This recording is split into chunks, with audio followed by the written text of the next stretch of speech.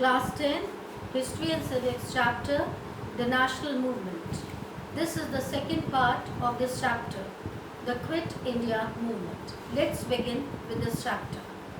Spread of the Quit India Movement, government's reaction to it and its repression.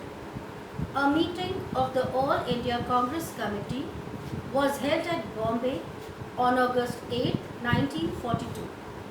It passed the famous Quit India resolution. It authorized Gandhiji to launch the Quit India movement against the British on non-violent lines on the widest possible scale. Gandhiji raised the slogan, "Do or die," and declared that it would be his final struggle for the freedom of the country. In his own words, "I am not going to be satisfied with anything short of complete freedom. We shall die or do.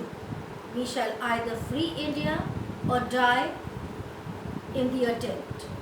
The official machinery moved with a lightning speed and arrested Gandhiji and other leaders of the Congress in the early hours of the morning of August 9, 1942. A large number of congressmen were also put behind the bars. The government declared the Congress illegal and banned all its activities. The funds of the Congress were confiscated. The news of the arrest of Gandhiji and other Congress leaders spread like a wildfire.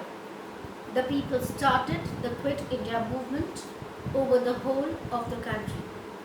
The people were leaderless, unorganized, unprepared, and undirected. So the movement assumed a violent turn.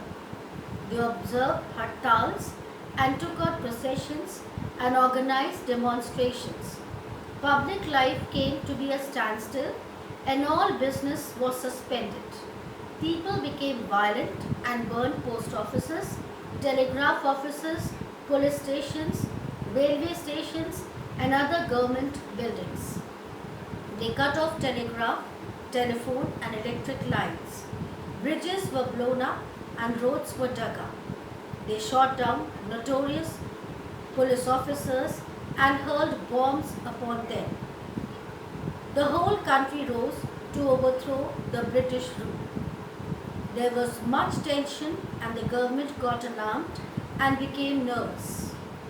It adopted a repressive policy to suppress the movement. Thousands of people were imprisoned without trial. The under trials were tortured. Lathi charge, firing, beating, and flogging became the order of the day. Women were insulted and humiliated. Children were beaten mercilessly. Many villages were looted and burnt. Collective fines were also imposed. By using repressive measures, the government ultimately succeeded in crushing the movement within a few weeks. The revolt was short-lived but very intended. About 10,000 people died in firing and about 70,000 were put behind the bars. Importance and impact of the Quit India movement on the independence movement. It demonstrated the depth of national feelings. In the Quit India movement, people from all walks of life took part. It was like a mass revolt in which the Hindus, the Muslims, the Sikhs, and even the Christians took part. Almost all parts of India witnessed the same enthusiasm in breaking the citadel of foreign rule.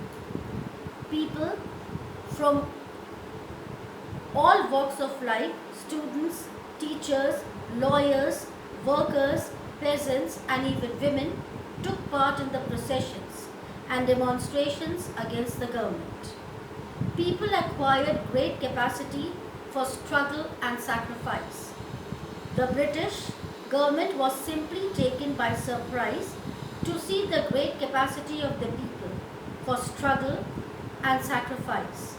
The people were lathi charged, heavily fined, openly flogged, imprisoned, and even fired from the air, but still they were not disheartened. The show of such an exemplary courage and sacrifice by the Indian volunteers forced the foreign imperialists to draw the conclusion that the day was not far off when they would have to leave the country with bag and baggage. It made the English realize that the days were numbered in India. The pace and depth of the Quit India movement made the English realize that the days were numbered in India. The tremor, though short-lived, left the British quite aghast, and they read the writing on the wall. Here ends the second part of this chapter.